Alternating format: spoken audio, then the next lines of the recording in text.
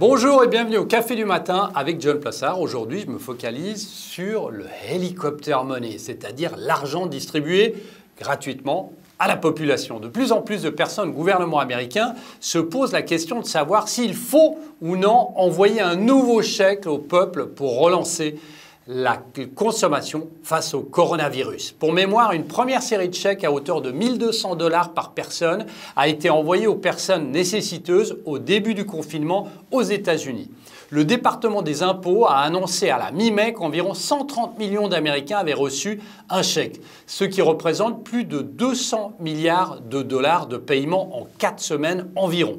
Au total, c'est plus de 150 millions d'Américains qui devraient recevoir un chèque. La question est cependant de savoir si les mesures de relance que propose le gouvernement, sont en train de revenir dans l'économie ou non.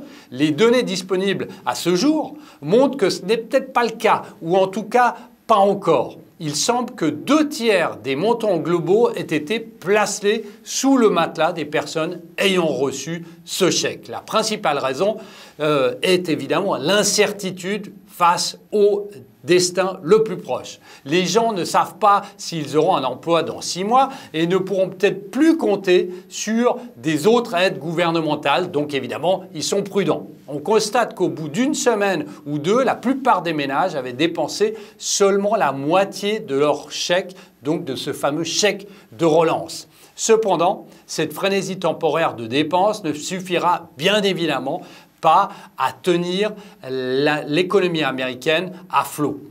Il faut aussi rappeler qu'en plus des mesures de relance du gouvernement américain, les consommateurs ont également profité de l'assouplissement des conditions d'emprunt au cours du mois dernier. Alors le président Trump a fait savoir qu'il serait potentiellement ouvert à des nouvelles mesures de relance. Mais la vraie question n'est pas de savoir si il doit le faire, mais plutôt quand il va le faire, puisque la consommation, comme vous le savez, est cruciale pour l'économie américaine.